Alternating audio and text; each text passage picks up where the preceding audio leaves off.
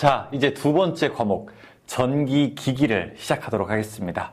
자, 전기기기는 여러분이 앞에서 배웠던 전기 이론과는 조금 다르게 학습을 하셔야 됩니다. 예를 들어 전기 일반 이론의 경우에는 우리가 어떤 공식을 어떻게 써야 할지 이런 것이 초점이었다면, 전기기기에서는 자, 그런 현상들이 이름이 무엇인지, 그런 현상의 원인은 무엇인지, 그러면 그런 현상을 우리가 극복하기 위한, 즉 처방하기 위한 방법은 무엇인지, 이렇게 3단 논거로 학습을 하는 것이 전기기기를 학습하는데 아주 좋은 학습 방법이라고 볼 수 있습니다. 그래서 예를 들어 전기기기는 무조건 이렇게 막 외우는 것이 아니라, 전기기기 같은 경우에는 그 현상 이름이 뭐더라?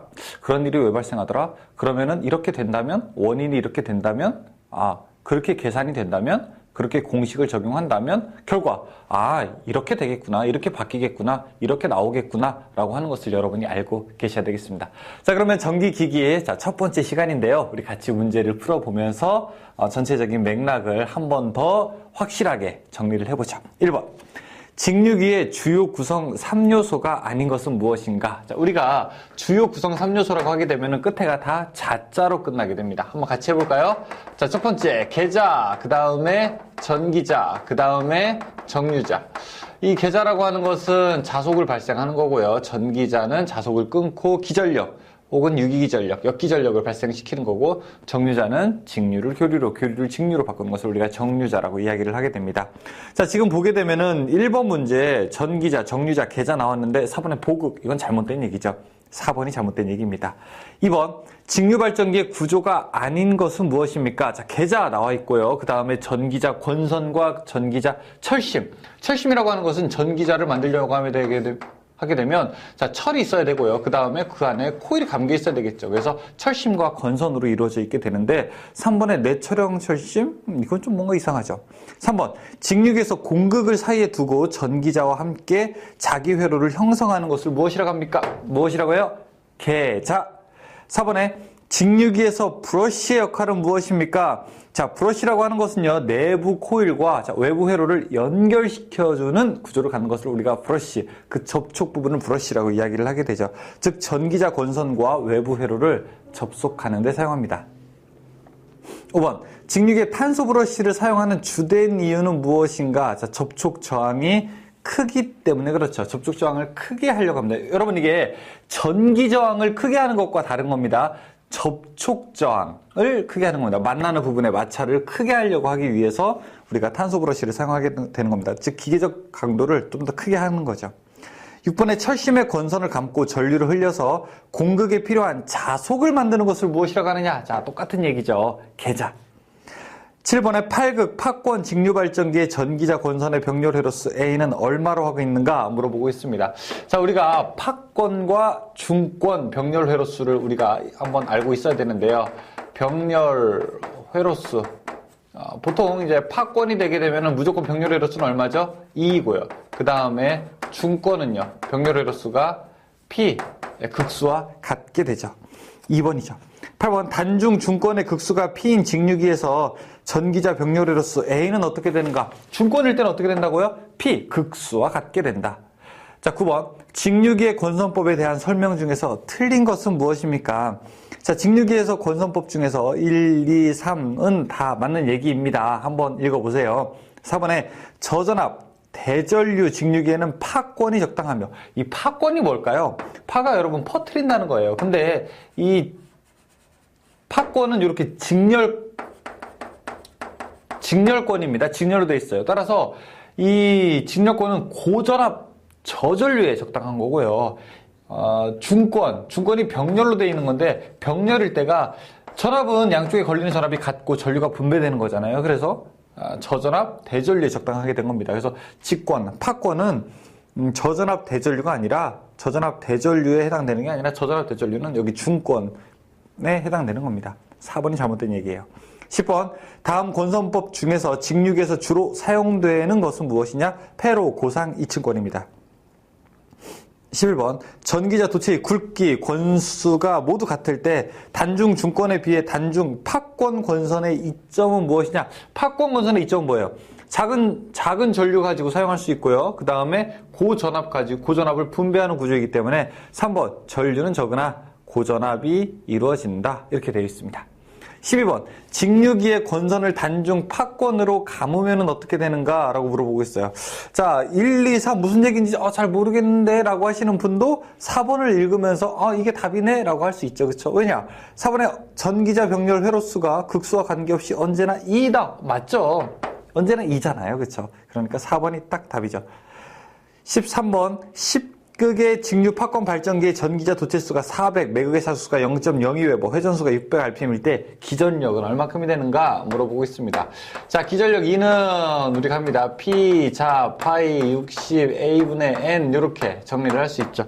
P가 극수 얘기하는 거죠. 자, Z가 총 도체수 얘기하는 거죠. 파이는 자속수 얘기하는 거죠. 그 다음에 60하고, 자, 중권일 때는 P 극수와 같고, 파권일 때는 무조건 E라고 했는데, 지금 직류 파권이라고 했으니까 E고요. 그 다음에 N, 회전수는 600rpm이 되겠습니다. 자, 이렇게 하게 되면은 얼마? 400V가 되죠. 답은 4번. 14번. 직류기의 전기자 반작용의 영향이 아닌 것은 무엇입니까? 라고 물어보고 있습니다. 전기자 반작용은 뭐예요? 계자 자속이 감소하게 되는 거죠. 계자 자속이 감소함에 따라서 여러 가지 부가적인 영향을 미치게 되는데 4번에 자기여자 현상이 생기며 국부적으로 전압이 낮아진다? 이건 뭐 관계가 없습니다. 15번 직류기에서 전기자 반작용을 방지하기 위한 보상원선의 전류 방향은 어떻게 되는가? 보상원선은요, 전기자의 전류와 방향이 어때요? 완전히 반대로 해야 되죠. 반대로 해야지 그 자속을 상쇄시킬 수가 있죠. 그러니까 2번 전기자 권선의 전류 방향과 어떻게 된다? 반대된다. 이렇게 이해해야 되겠죠. 16번 직류기에서 보극을 두는 가장 주된 목적은 무엇입니까? 보극을 왜 둡니까? 우리가 보상원선, 보극을 두는 이유는 정류작용을 돕고 전기자 반작용을 약화시킨다. 사실 전기자 반작용을 약화시키는 건데요. 근데 보극의 의미는 정류작용을 돕는 게 조금 더 의미가 있습니다.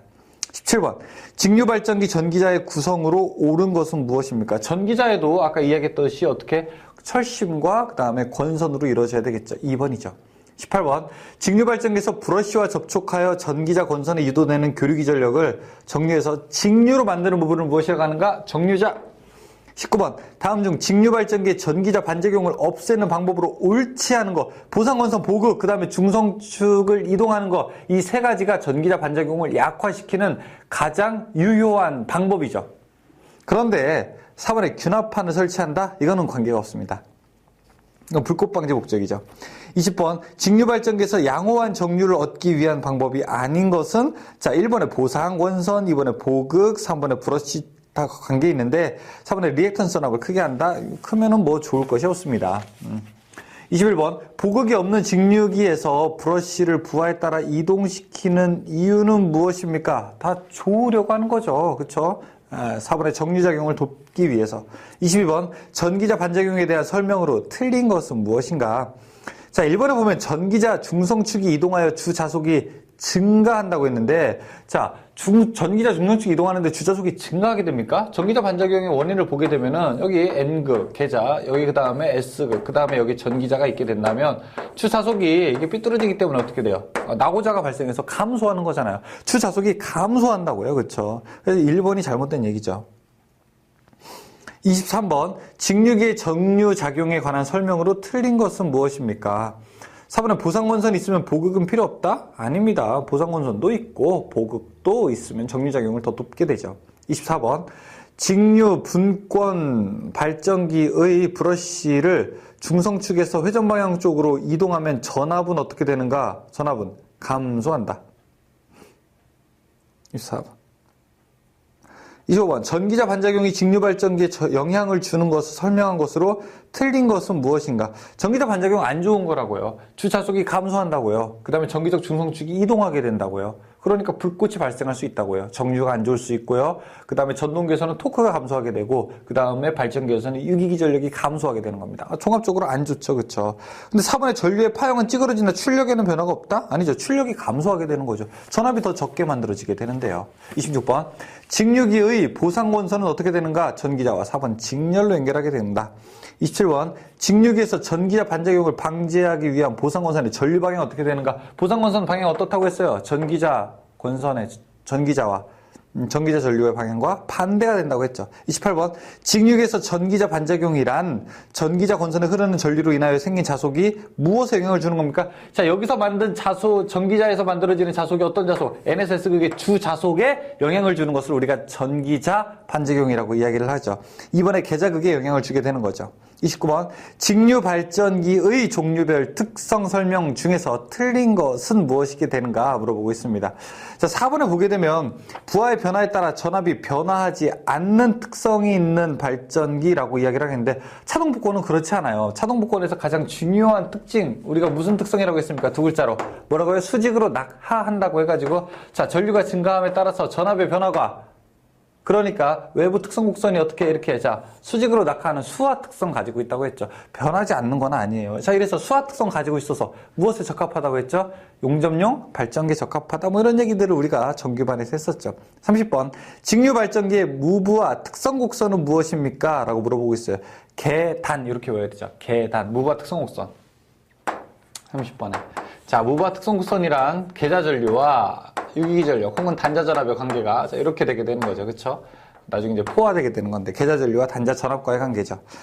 31번 직류 타여자 발전기의 부하전류와 전기자 전류의 크기는 어떻게 되는가 물어보고 있습니다. 타여자 발전기의 부하전류와 전기자 전류의 크기예요. 31번 타여자는 자 이쪽에 이제 계자가 있죠. 계자로 가게 되는 계자 전류의 전원과 그 다음에 자 여기 전기자 전류와 함께 자 부하에 연결되는 것이 서로 전기적으로 무관하게 되는 겁니다. 서로 이격돼 있어요. 반관계가 없어요. 따라서 전기자 전류와 부하 전류는 사실 똑같고요. 계자 전류와는 무관하게 되죠. 따라서 계자 전류와 부하 전류, 그러니까 전기자 전류와 계자 전류가 아니라 전기자 전류와 부하 전류는 어떻다? 같다. 동일한 걸 가지고 이야기하는 거죠.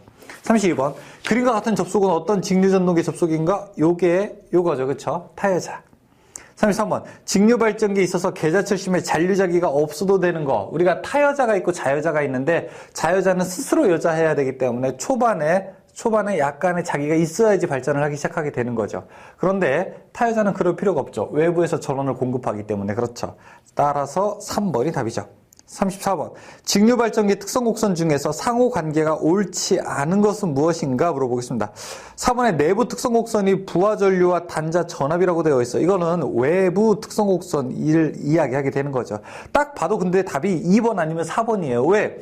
2번도 부하 전류와 단자 전압이라고 했고요. 다음에 4번도 보게 되면은 부하 전류와 단자 전압이라고 되어 있어요. 그렇죠? 그러니까 2, 4는 둘 중에 하나가 답이 되는 거죠. 35번 다음 그림은 직류 발전기의 분류 중에서 어느 것에 해당되게 되는가 물어보고 있습니다. 지금 보시게 되면은 F, S, IF 이렇게 되게 돼 있는데 자 지금 전기자와 계자가 어떻게 되어 있습니까? 서로 병렬로 되어 있죠. 그렇죠? 서로 병렬로 되어 있으니까 1번에 분권 발전기가 되는 겁니다. 36번 직류 복권 전동기를 분권 전동기로 사용하려면 어떻게 해야 되는가 물어보고 있습니다.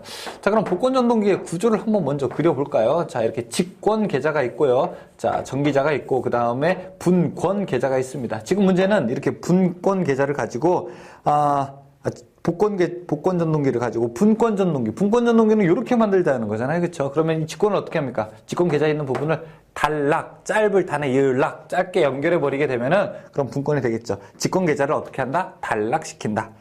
37번 차동 복권 발전기를 분권기로 하려면 어떻게 해야 되는가? 역시 복권을 분권으로 하려면은 똑같아요. 직권 계좌를 단락시킨다. 38번 아크 용접용 발전기로 가장 적당한 것은 무엇입니까? 아크 용접용 발전기 아까 뭐라고 했죠? 수화 특성을 가지고 있는 차동 복권 발전기가 가장 좋다고 했었죠. 3번이죠. 39번 각각 계자 저항기가 있는 직류 분권 전동기와 직류 분권 발전기가 있다. 이것을 직렬로 하여 전동 발전기로 사용하고자 한다. 이것을 가동할 때 계자 저항기의 저항 각각 어떻게 하게 되는 게 좋은가? 자, 일단 전동기는요 힘이 센 게 좋습니다. 그러면 계자 저항이 작아야 계자 전류가 커지고 자 자속이 커져서 힘이 세지게 되죠. 따라서 전동기일 때는 최소가 되고요. 발전기일 때는 반대 최대가 되는 게 좋습니다. 3번이죠. 40번 직류 분권 발전기가 있다. 전기자 총 도체수 220, 매 극의 자속수 0.01, 극수 6, 회전수 1500일 때 유기기전력은 얼마가 되는가? 단 전기자 원소는 팍권이다 이야기하고 있습니다. 자, 유기기전력 2는 어떻게 된다고 했어요? P, 자, 파이, 60, A분의 N 이렇게 됐습니다. 지금 극수가 얼마라고 했냐면은, 극수가 6, 그쵸? 자, 총 도체수가 220, 그 다음에 자속수가 0.01 곱하기 60의 팍권이니까 2, 그리고 회전수가 1500이라고 하고 있습니다. 네, 계산하게 되면은 165V 나오게 되겠네요. 계산 한번 해보세요. 직접 해보셔야 됩니다. 41번. 직류발전기의 단자전압을 조정하려면 어느 것을 조정해야 되는가? 직류발전기에서 단자전압은 계자 전류에 의해서 결정되게 돼 있죠. 따라서 계자 저항을 조절해야 되겠죠. 42번. 직류발전에서 유기기전력을 바르게 나타낸 것은 무엇이게 되는가? 자속, 파이, 회전수, n이라고 되어 있습니다. 지금 보게 되면은, 자, 요거 보게 되면 유기기전력 2는 어떻게 됐어요? 자속과 회전수에 어떻게 됩니까? 비례하게 되죠. 따라서 42번 같은 경우에 유기기전력 2는 비례합니다. 무엇에? 자속과 회전수에 비례하게 되는 거죠. 따라서 답은 1번이 되겠습니다. 43번. 직류발전기의 정류를 개선하는 방법 중에서 틀린 것은 무엇이느냐? 자, 1번에 코일의 자기인덕턴스가 원인이므로 접촉저항이 작은 브러쉬를 사용한다? 어떻게 하라고 했어요? 접촉저항이 어떤 거? 큰 거. 어떤 거? 큰 거. 접촉저항은 커야지 좋은 겁니다. 알았죠? 여러분, 전기저항은 작아야지 좋은 것이지만 접촉저항은 커야지 좋은 거예요. 아시겠죠? 네, 여기까지. 자, 43번까지 문제 풀어봤는데 제가 높아심에서 드리는 말씀. 하나. 여러분 저랑 지금 같이 1번부터 43번까지 쭉 처음에 같이 풀면 안 돼요. 여러분 책에는, 여러분 문제지에는, 여러분이 가지고 있는 교재에는 이미 여러분이 이걸 한 번 정도 다 풀어보고서 그 다음에 해설 듣는 겁니다. 저랑 같이 푸는 게 아니에요. 아셨죠? 이것은 뭐라고요? 저랑 같이 해설을 듣는 거예요. 제 강의는 지금 같이 공부하는 강의가 아니라 해설 강의입니다. 꼭 명심하시고 여러분이 조금 풀기 힘들고 귀찮아도 먼저 풀어보시기를 바라겠습니다. 그것이 바로 합격으로 가는 지름길입니다. 자, 잠깐 쉬었다가 다시 이어서 강의하도록 하겠습니다. 감사합니다.